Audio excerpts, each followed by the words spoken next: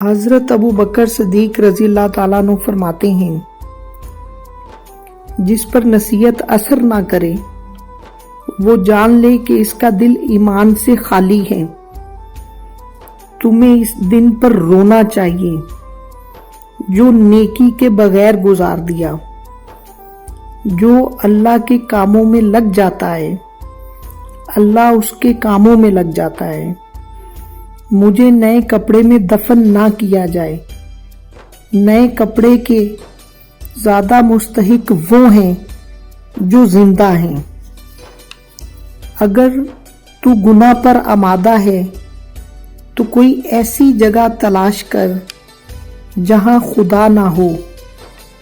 بدبخت ہے وہ شخص جو خود تو مر جائے اس کا گناہ نہ مرے۔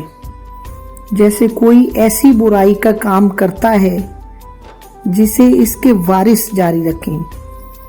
ہر چیز کے ثواب کا ایک اندازہ ہے، مگر صبر کا ثواب اللہ تعالیٰ کی بارگاہ میں بے اندازہ ہے۔ جو جسم رزق حرام پر پلے وہ کبھی بھی جنت کا حقدار نہ ہوگا۔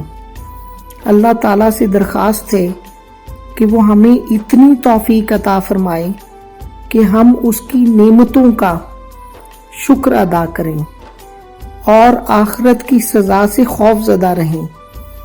اللہ ان لوگوں کی مدد کرتا ہے جو اس کے نبی کے لیے قربانی پیش کرتے ہیں۔ 3 آدمی صرف 3 موقعوں پر ہی پہچانے جا سکتے ہیں: بہادر لڑائی میں، دانا غصے میں، اور دوست بوقت ضرورت۔